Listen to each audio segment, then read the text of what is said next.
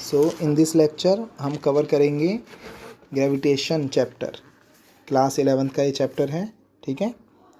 Then सी इसमें कुछ बहुत ही ज़्यादा इंपॉर्टेंट टॉपिक हैं जिनको हम देखेंगे। तो देखिए, सबसे पहला टॉपिक, तो फर्स्ट टॉपिक है हमारा बच्चों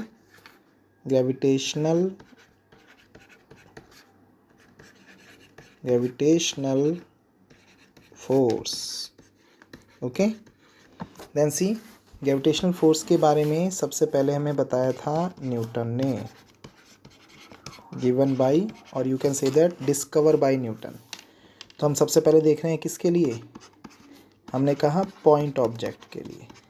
पॉइंट ऑब्जेक्ट हैं अगर, ऑन दैट केस देन सी, तो सपोज कीजिए हमारे पास दो पॉइंट ऑब्जेक्ट हैं M1 एंड M2 और ये R डिस्टेंस पर प्लेस्ड है, ठीक है। तो न्यूटन ने क्या कहा, न्यूटन ने कहा ये दोनों ऑब्जेक्ट एक दूसरे को F फोर्स के साथ खींचेंगे। यहाँ पर हम केवल मैग्नीट्यूड की बात कर रहे हैं। तो मैग्नीट्यूड ऑफ फोर्स जो होगा वो आपका directly proportional to product of their masses and inversely proportional to square of the distance between them, ये होगा। देन इनको हमने कंबाइन किया है तो ये बन गया capital G M1 M2 upon R square, like this. Then SI unit of force is newton, ठीक है। देन यहाँ पर जो कैपिटल G है, this one is known as universal gravitational constant, okay. और इसकी वैल्यू होती है 6.67 इंटू 10⁻⁻11। यूनिट देखिए, फोर्स की हो गई newton metre square, cross multiply करने के बाद, and upon kilogram into kilogram, kilogram square, like this. Then see ये जो फोर्स होगा, अब इसके बारे में हम और डिस्कस करते हैं। See since it is a vector quantity, तो अगर हम वेक्टर के टर्म में दिखाएं तो देखिए, तो ये था आपका मास M1 और ये है आपका मास M2, यही थे आपके आर डिस्टेंस पर प्लेस्ड। देन M1 जो होगा वो M2 की तरफ अट्रैक्ट होगा, हमने कहा by the force F12, and M2 जो होगा वो M1 की तरफ अट्रैक्ट होगा बाय द फोर्स F21। तो हमने अगर इसके हम डायरेक्शन लगाएं तो देखिए, F12 की direction towards M2 and F21 की टुवर्ड्स M1। तो हम यहाँ से लिख सकते हैं, हमने कहा let F12 is the force on किसके ऊपर, M1 के ऊपर, किसकी वजह से, ड्यू टू M2। देन जो आपका F21 होगा, it simply becomes force on M2, इसके ऊपर लगेगा और किसकी वजह से, ये लगेगा ड्यू टू M1, ओके। तो यहाँ पे हमें साफ पता चल रहा है कि जो डायरेक्शन ऑफ F12 है वो F21 के क्या है, अपोजिट है।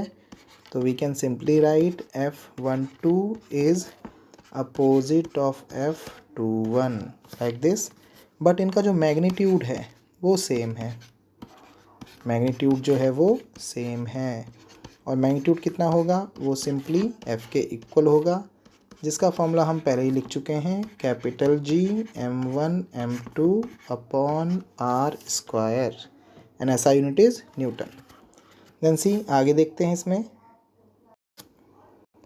अब हम देखेंगे properties of this gravitational force, इस ग्रेविटेशनल फोर्स की कुछ प्रॉपर्टीज़। तो देखिए, इस ग्रेविटेशनल फोर्स की कुछ प्रॉपर्टीज़ क्या क्या हैं। फर्स्ट प्रॉपर्टी, जो ग्रेविटेशनल फोर्स जो होगा, इट इज़ ऑलवेज अट्रैक्टिव, हमेशा अट्रैक्टिव ही लगेगा, कभी भी रिपल्सिव नहीं लगेगा। सेकंड थिंग, ये डिपेंड करता है पोजीशन पे, यानी कि टाइम के साथ ये होता है आपका कांस्टेंट।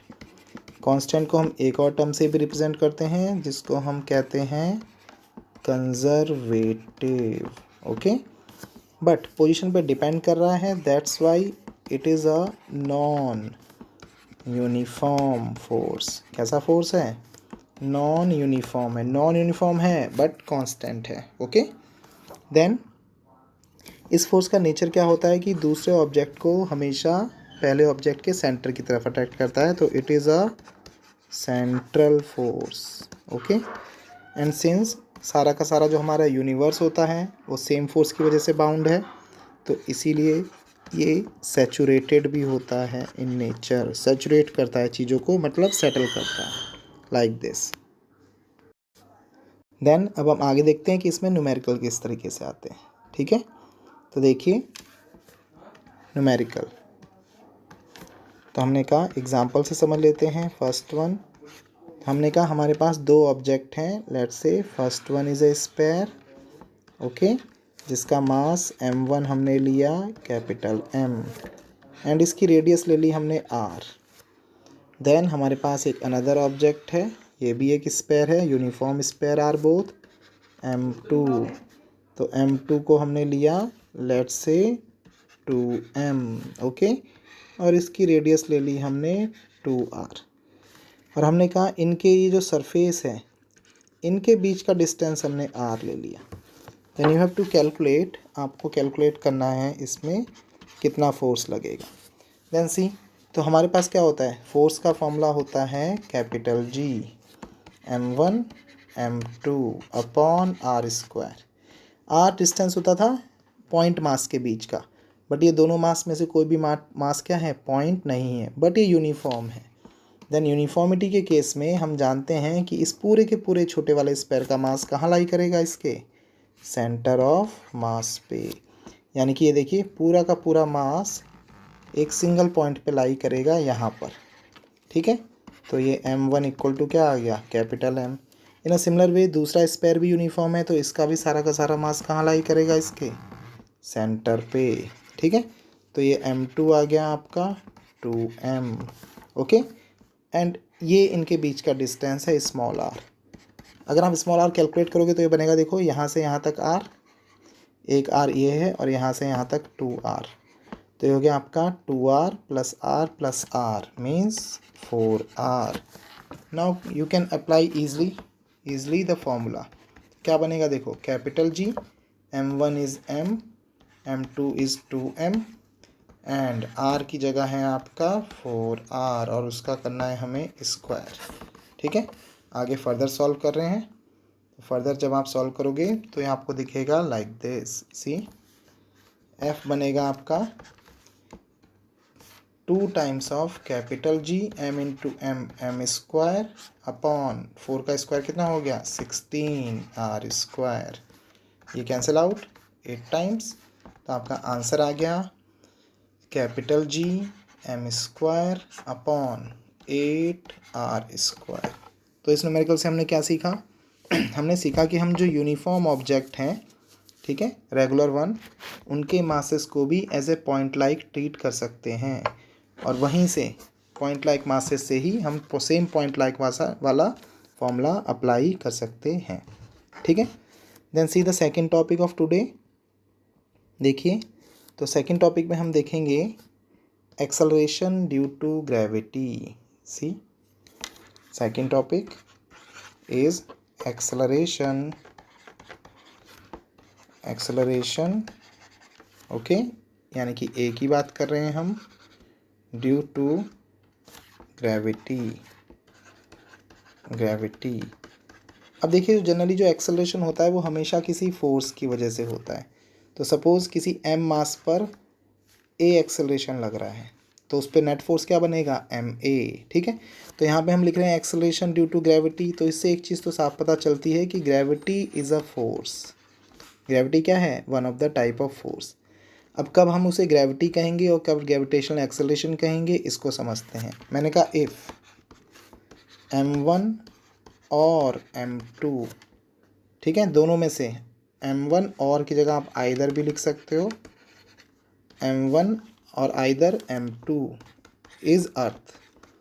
अगर दोनों मास में से, मास पॉइंट ऑब्जेक्ट्स में से एक मास क्या हो जाए आपका, अर्थ हो जाए, ठीक है, तब जो हमारा जो फोर्स रहता है ग्रेविटेशनल फोर्स, तब जो हमारा ग्रेविटेशनल फोर्स जो होगा इसको हम क्या कहेंगे, ग्रेविटी कहेंगे।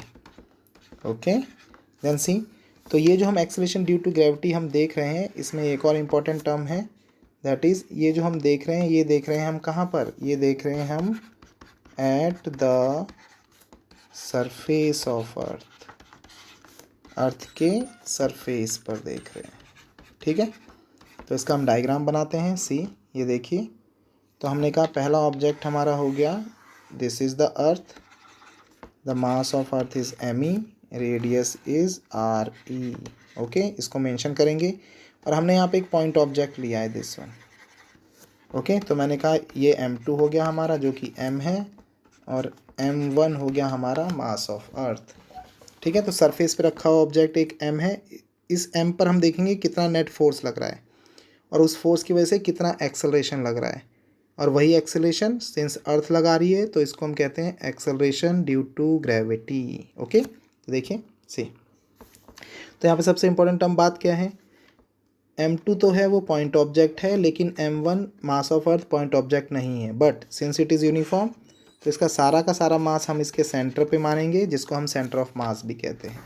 यानी कि स्मॉल r की वैल्यू आर ई के इक्वल होगी। तो हमारे पास फोर्स का फॉर्मूला क्या था, वो था capital G m1 m2 upon R square. Value place कर दो, capital G is capital G, m1 is M E, m2 is small m, and r की जगह क्या है, आर ई। ठीक है बच्चों, तो आर ई का करना है हमें square. And since we also know that यही फोर्स हमारा स्मॉल मास m में क्या जनरेट कराएगा, एक्सेलरेशन। तो ये दोनों फोर्स इक्वल हैं, तो हमने इसको आपस में इक्वेट कर दिया है। तो ये हो गया capital G M E m upon क्या बना आपका, आर ई का स्क्वायर, m से m कैंसिल आउट। तो यहाँ पे हमारे पास एक्सेलरेशन a का क्या फॉर्मूला आ गया, ये आ गया capital G M E upon R E square. Okay, अब यहाँ पर देखिए कौन सी क्वांटिटीज़ क्या क्या हैं। कैपिटल G तो है बच्चों यहाँ पर universal gravitational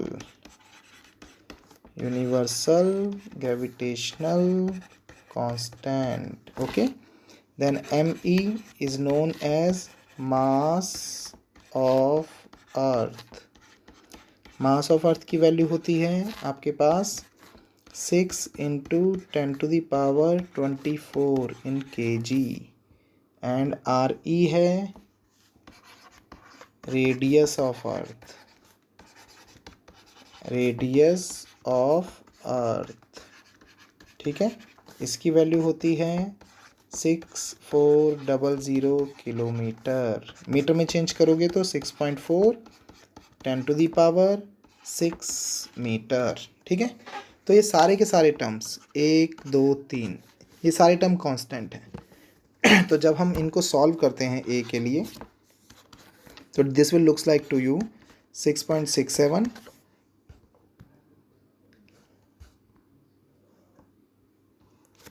into mass of earth है आपका 6 इंटू 10⁻24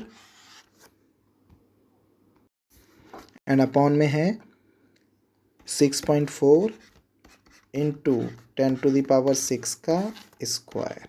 ओके, तो सारे के सारे टर्म्स नंबर के टर्म्स में आ गए हैं और कांस्टेंट भी हैं। देन इसको सॉल्व करके वैल्यू आती है बच्चों 9.81, and since it is a constant quantity तो इसको हम g से रिप्रेजेंट करते हैं, एंड ऐसा यूनिट होती है मीटर पर सेकेंड स्क्वायर। तो हमें क्या पता चला कि acceleration due to gravity on the surface of earth, it is a constant quantity represented by small g, and the value is 9.81 metre per second square. तो यहाँ से एक और इम्पॉर्टेंट फॉर्मूला भी हमारे पास आता है स्मॉल g का, जिसका हम यूज़ करेंगे, that is capital G M E upon R E square. ठीक है, ये बहुत ही इंपॉर्टेंट फॉर्मूला है जिसका हम फर्दर यूज़ करने वाले हैं।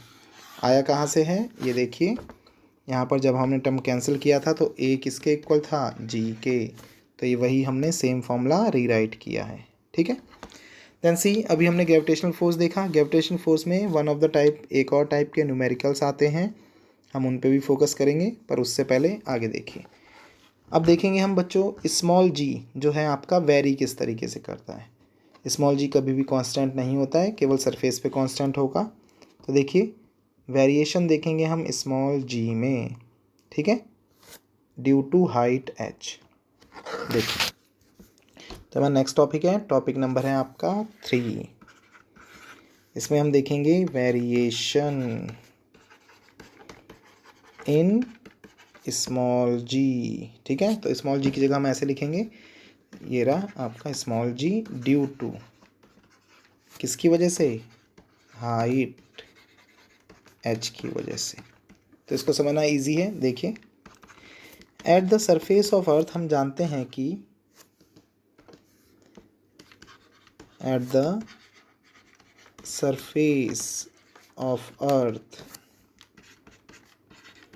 जो आपकी स्मॉल g की वैल्यू होती है वो होती है, ये देखिए फॉर्मूला लिखा हुआ है अभी भी, capital G m_e where m is the mass of earth and r is the radius of earth and उसका स्क्वायर।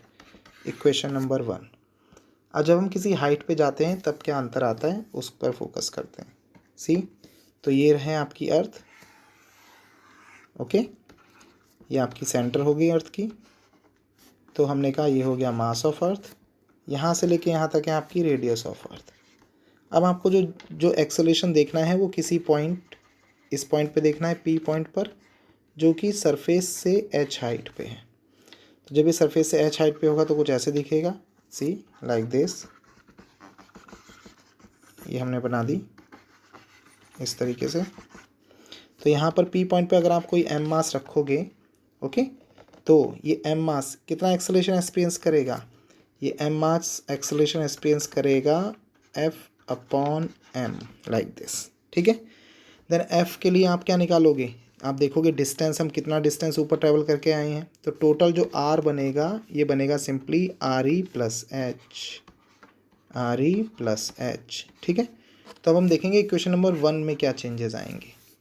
तो देखिए जब हम h हाइट तक जाते हैं तो जो आपका g बनेगा वो g' हो जाएगा। कैपिटल G में कोई चेंज नहीं आया है, मास ऑफ अर्थ में भी कोई चेंज नहीं है, लेकिन डिस्टेंस जो है आपका वो क्या हो गया है, RE से बढ़कर RE प्लस एच हो गया है। तो यहाँ पर बनेगा RE प्लस एच और इसका होल स्क्वायर, इक्वेशन नंबर 2। ठीक है, देन सी, इक्वेशन नंबर 2 को हम डिवाइड कर रहे हैं इक्वेशन नंबर 1 से। किससे, 1 से। तो हम 1 को यहाँ रीराइट कर रहे हैं, तो ये 1 थी हमारे पास, ये देखिए 1 थी capital G m_e upon RE square, तो small g equal to capital G m_e upon RE square. Equation number ये 1 थी, दोनों को आप डिवाइड कर दीजिए लाइक दिस। तो देखिए G_me से G_me कैंसिल, तो हमारे पास टर्म बना है G upon G' is equal to, ये RE सबसे ऊपर जाएगा तो ये बनेगा आपका RE स्क्वायर अपॉन, ये वाला टर्म है आपके पास बचा हुआ RE प्लस एच का होल स्क्वायर। ओके, तो देखिए हमारे पास फॉर्मूला आ गया finally, that is G' is equal to G times of RE square upon RE plus H का होल स्क्वायर। बहुत ही इंपॉर्टेंट फॉर्मूला है। Okay, then one more thing, ये फॉर्मूला आपका जर्नल फार्मूला कहलाता है। कौन सा फॉर्मूला है बच्चों, जनरल फार्मूला। दैट मीन्स इस फॉर्मूले को आप कहीं भी अप्लाई कर सकते हो, किसी भी हाइट के लिए, चाहे हाइट आपकी 100 मीटर हो या 1000 किलोमीटर, दोनों जगह पर आपका ये फॉर्मूला ईजिली अप्लाई हो जाता है।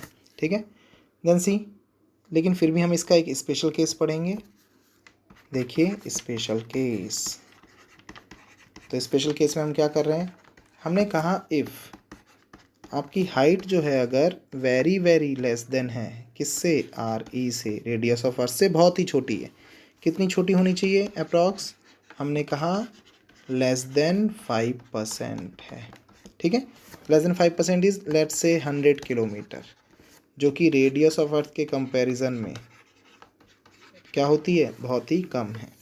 तो इन दिस केस देखिए हम इसको कैसे सॉल्व कर रहे हैं। यहाँ से ले रहे हैं हम इक्वेशन नंबर 4 बना लेते हैं इसे। तो फ्रॉम इक्वेशन 4 सी, तो जी डैश अपॉन जी किसके इक्वल है, sorry, G dash is equal to ji times of, okay, R E square. अब यहाँ अपॉन में हम क्या कर रहे हैं, आर ई प्लस एच के होल स्क्वायर से आर ई कॉमन ले रहे हैं अंदर, तो जब वो बाहर बन के आएगा वो स्क्वायर बन के आएगा। तो अंदर टर्म बचेगा 1 plus H upon are E and उसका होल स्क्वायर, ठीक है। आर ई स्क्वायर से आर ई square cancel out. Further solve कर रहे हैं तो ये बनेगा आपका, देखिए g dash is equal to 1 plus H upon are E का होल स्क्वायर। इस पूरे टर्म को हम ऊपर लेके जा रहे हैं, तो this will looks like to you G times of 1 plus H upon are E का की पावर -2। अब यहाँ पर हम एक और मैथ का बहुत ही इंपॉर्टेंट कॉन्सेप्ट अप्लाई कर रहे हैं। हम कह रहे हैं कि यूजिंग बाइनॉमल थ्योरम का हम यूज़ कर रहे हैं।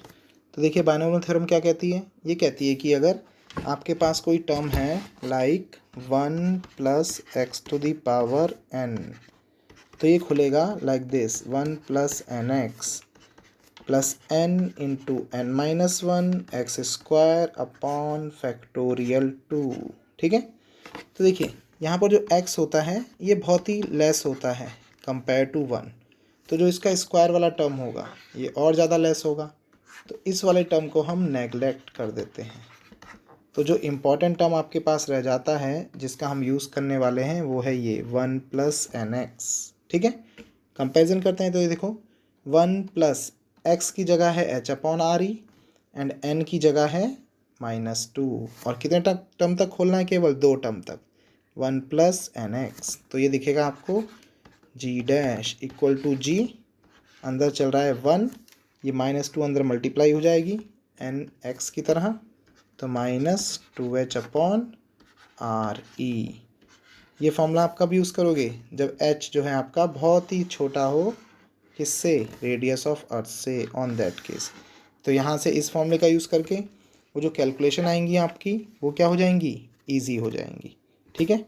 देन इम्पॉर्टेंट फार्मूला अभी भी हम पे कौन सा था, इम्पॉर्टेंट फार्मूला अभी भी हम पे है जनरल फार्मूला, ये वाला बहुत ही इम्पॉर्टेंट, बिकॉज ये हर जगह यूज़ हो जाएगा, ठीक है। देन और ये भी हमारे पास एक और फार्मूला आया है स्पेशल केस के टर्म्स में। देन फर्दर देखिए हम इस पे न्यूमेरिकल भी करते हैं, सी द न्यूमेरिकल्स। देखिए तो हमने कहा एग्जाम्पल 1, ओके, हमने कहा calculate the value of acceleration, okay, due to gravity at height, okay, r by 2 from the surface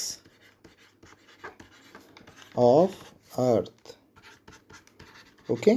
ये आपको कैलकुलेट करना है, गिवन है where r is the radius of earth, ठीक है बच्चों। तो ध्यान से देखिए अब हम इसको सॉल्व कर रहे हैं, सी। देन आपको सबसे पहले क्या गिवन है, जनरली हम रेडियस ऑफ अर्थ को आर ही दिखाते हैं, उसको इन्होंने आर कह दिया है, और एक्सेलेरेशन ड्यू टू ग्रेविटी आपको निकालनी है किस हाइट पर, r/2 पर। तो हमारे पास फॉर्मूला होता है g dash equal to g, okay, R E square upon R E plus H का होल स्क्वायर। वैल्यू रिप्लेस कर दीजिए। सो ये दिखेगा कुछ ऐसे, जी ऊपर बनेगा R square upon are E की जगह आर एंड एच की जगह क्या है r/2 एंड उसका होल स्क्वायर। ठीक है, आगे सॉल्व कर रहे हैं, देखिए। तो ये बनेगा आपके पास g dash is equal to, okay, ये बना है आपका जी, ऊपर चल रहा है r square upon r plus r/2, ये हो गया 3r/2 एंड उसका होल स्क्वायर। ओके, आगे सॉल्व कर रहे हैं। तो ये बनेगा जी, ऊपर चल रहा है आर स्क्वायर अपॉन 3 का स्क्वायर हो गया 9, आर का आर स्क्वायर एंड अपॉन में चल रहा है 2 का स्क्वायर 4, आर स्क्वायर से आर स्क्वायर कैंसिल आउट। तो जी डैश आपका आंसर आ गया, देखिए 4/9। ठीक है जी। तो हमें यहाँ से एक चीज़ और पता चली कि हाइट पे जाने पर फॉर्मूला क्या कहता है, अगर आप हाइट पे जाते हो यानी कि एच की वैल्यू इंक्रीज़ होती है तो जी की वैल्यू हमेशा क्या होगी, डिक्रीज़ होगी। ठीक है, तो इस तरीके से आप आंसर निकाल सकते हैं। देन सी, इसी का एक रिवर्स क्वेश्चन है, वो भी बहुत इंपॉर्टेंट है, उस पर फोकस करते हैं हम। यहाँ पर हमने क्या देखा, आपको गिवन था क्या, एच गिवन था और आपको निकालना क्या था, आपको निकालना था दैट इज़ किसकी वैल्यू, जी डैश की वैल्यू। देन सी सेकंड क्वेश्चन। अब देखिए इसमें हम क्या कर रहे हैं, एग्जाम्पल नंबर 2 से समझते हैं। इसमें आपको क्या गिवन होगा, जी डैश गिवन होगा और आपको क्या पूछा जा रहा है, एच पूछा जाएगा। तो हमने कहा question is like this, calculate the height from the, हमने कुछ थोड़ा सा चेंज किया है लैंग्वेज में, देखते रहिए। Calculate the height from the centre of earth where acceleration due to gravity becomes 1/4 times, 1/4 times means कमी हो रही है, ठीक है, of its value at the surface of अर्थ।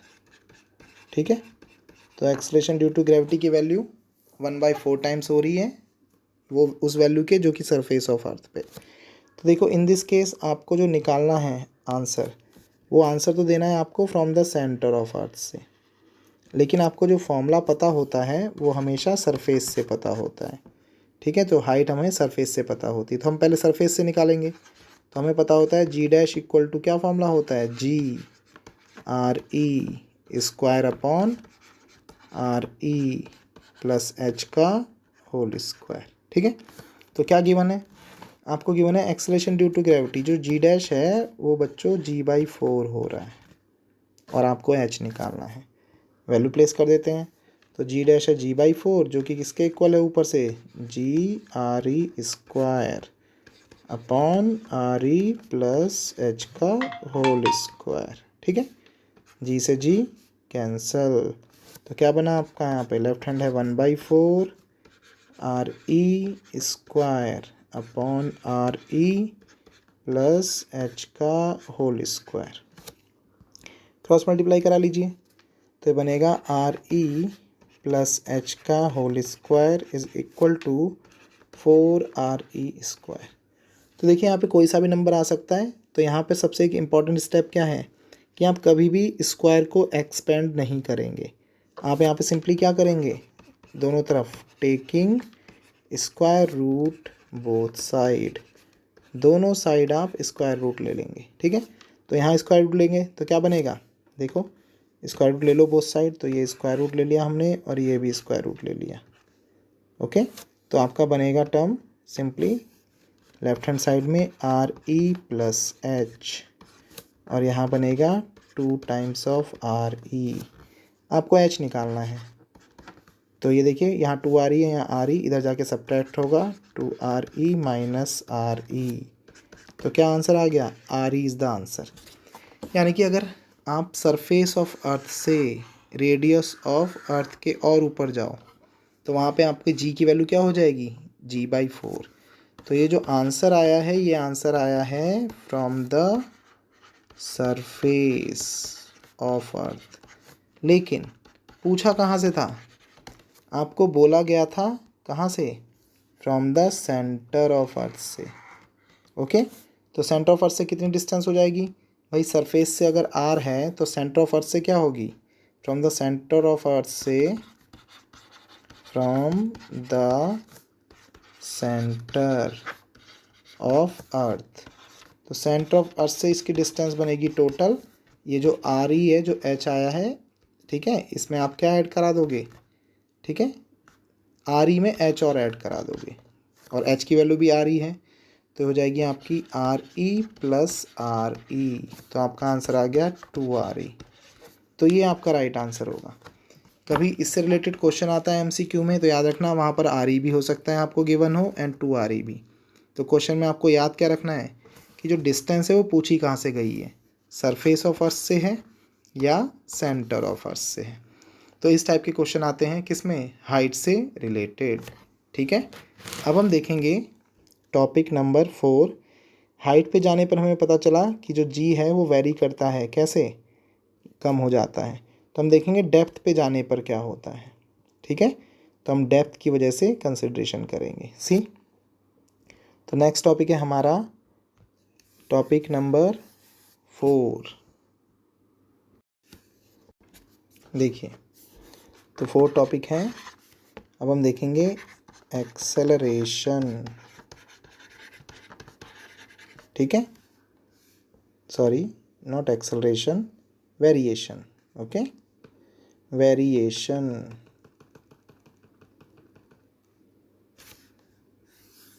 देखिए,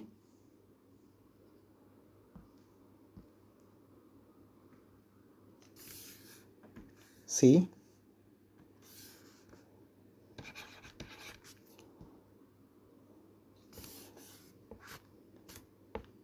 topic number 4, variation in small g. अब किसकी वजह से देखेंगे ये हम देख रहे हैं ड्यू टू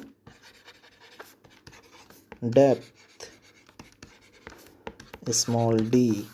यानी कि अर्थ के सरफेस से अगर हम डेप्थ डी पर उतरें तो जी में क्या चेंजेस आएंगे। तो देखिए, सबसे पहले हम जानते हैं कि at the surface of earth,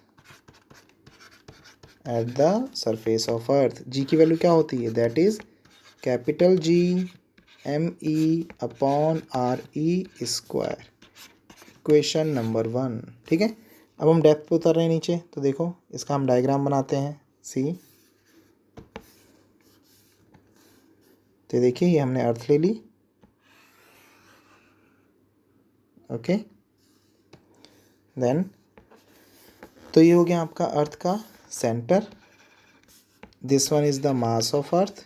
okay, तो पहले तो हम यहाँ पर थे, अब हम यहाँ से थोड़ा सा नीचे उतर के आ गए यहाँ तक, डी डेप्थ तक। तो अंदर वाला स्पेयर आपको कुछ ऐसा दिखेगा, लाइक दिस। ठीक है, तो अंदर वाले स्पेयर का जो मास है, जो बचा हुआ मास है, उसको हम कह देते हैं ME डैश। और सेंटर से जो डिस्टेंस अब बचा होगा इस पॉइंट का, ये पॉइंट का डिस्टेंस कितना होगा?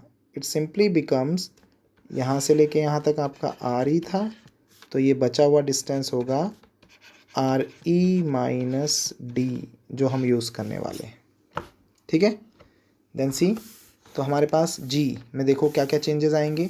सिंस हम इस वाले पॉइंट पे आ गए हैं तो आपका इफ़ेक्टिव मास होगा ME dash, total ME use नहीं होगा, और बचा हुआ डिस्टेंस होगा RE-D।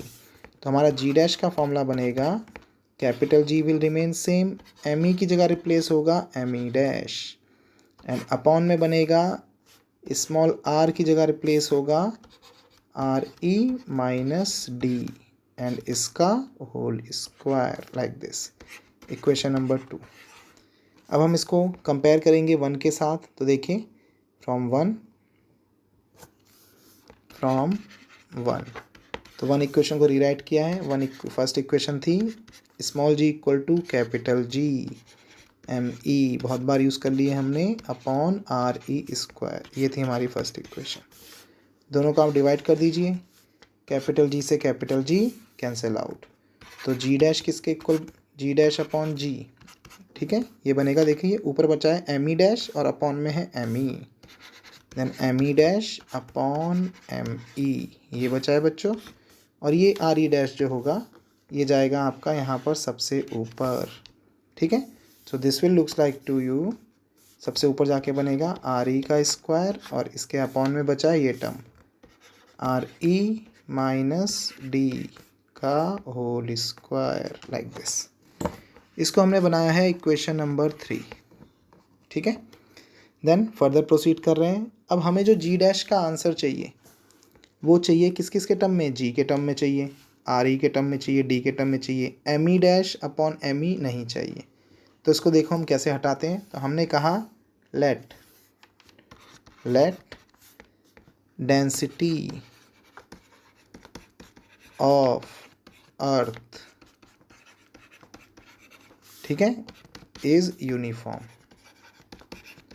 कांस्टेंट भी लिख सकते हो आप यहाँ पे, इसमें भी कोई प्रॉब्लम नहीं है, बट जनरली यूनिफॉर्म होगी। तो what is the standard formula for density, that is mass upon volume, ठीक है। तो यूनिफॉर्म होगी, यूनिफॉर्म का मतलब ये है कि जो बड़े वाले स्पेयर की डेंसिटी होगी वही छोटे वाले की होगी, ठीक है।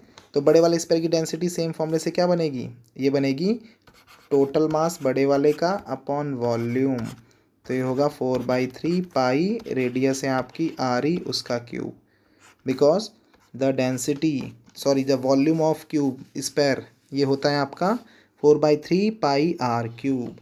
तो ये बड़े वाले की डेंसिटी है, ये किसके इक्वल होगी, छोटे वाले की डेंसिटी के equal, that is M E dash, and upon में है 4/3 pi R E minus D का होल क्यूब, लाइक दिस। तो यहाँ से देखिए 4/3 पाई कैंसिल हो गया, तो हमें क्या चाहिए यहाँ पे टर्म, हमें चाहिए M E dash upon M E. तो इसके लिए हम फर्दर सॉल्व कर रहे हैं। तो ये देखिए ये बनेगा M E dash, M E यहाँ इसके अपॉन में आ गया, इधर किसके इक्वल चल रहा है टर्म, ये बना है आपका आर ई माइनस डी का क्यूब अपॉन आर ई का क्यूब, ये वाला, ठीक है। तो ये वैल्यू हम यहाँ से उठा के कहाँ प्लेस कर देते हैं, यहाँ पर प्लेस कर रहे हैं, ठीक है। तो ये जो आपको टर्म दिखेगा this will looks like to you, see कुछ ऐसा दिखेगा, जी डैश अपॉन जी, ठीक है, किसके equal, M E dash upon M E, इसकी वैल्यू ये रही आर ई माइनस डी का cube upon are E cube into, और मल्टीप्लाई में है R E square upon are E minus D का होल स्क्वायर। अब देखिए कुछ टर्म कैंसिल होंगे, ध्यान दीजिए, ये देखिए ये स्क्वायर से पूरी 3 में से 2 पावर कैंसिल, तो बची ये 1 पावर, सिमिलरली ये पूरा कैंसिल, 2 पावर कैंसिल। तो यहाँ पे जी डैश इक्वल टू आ गया, जी को मैंने क्रॉस मल्टीप्लाई किया है, ऊपर बचा है term are E minus D and upon में बचा है दिस आर ई, ओके। और बेटर करके लिख सकते हैं, देखिए तो हमने कहा जी डैश इक्वल टू आ गया जी अपॉन में चल रहा है आर ई माइनस डी में से कॉमन निकाला हमने आर ई, तो अंदर बचेगा क्या 1 minus d upon R E, like this, R E से आर ई कैंसल। तो हमारे पास फाइनल फॉर्मूला आ गया g dash is equal to ji times of 1 minus d upon are e. तो ये हमारा बहुत ही इंपॉर्टेंट फॉर्मूला है, यहाँ पर कोई स्पेशल केस भी नहीं है इसका, जो जनरल फॉर्मूला है वो हर जगह एप्लीकेबल है, इम्पॉर्टेंट वन, ओके। देन सी इसका एक स्पेशल केस देखेंगे, फॉर्मूले का स्पेशल केस नहीं है, एप्लीकेशन का है, देखिए स्पेशल केस, ये डेरिवेशंस आपकी एग्ज़ाम में आती हैं, याद रहे। हमने कहा हमें निकालना है acceleration due to gravity at the centre of earth, at the centre of earth. तो at the centre of earth के लिए आपको कितनी डेप्थ में उतरना पड़ेगा, RE डेप्थ में उतरना पड़ेगा। तो हमारा जो G डैश बनेगा, वैल्यू प्लेस कर देते हैं यहाँ पर, तो बनेगा G times of 1 minus T की जगह RE एंड अपॉन में RE। RE से RE कैंसिल, 1 बचा, 1 माइनस 1 इट सिंपली बिकम्स 0। यानी कि एट द सेंटर ऑफ अर्थ पर एक्सेलरेशन ड्यू टू ग्रेविटी कितना होगा, 0। और अगर आप यहाँ पर वेट निकालना चाहोगे अपना सेंटर ऑफ अर्थ पे, तो वेट का फॉर्मूला बनेगा W dash is equal to mg dash, but G dash की वैल्यू कितनी है, 0, तो W डैश हो गया आपका 0। यानी कि at the centre of earth पे you will feel complete weightlessness. आपका वेट क्या हो जाएगा, 0 हो जाएगा। मास कभी भी 0 नहीं होता, तो G डैश 0 होने की वजह से आपका वेट 0 हो जाएगा।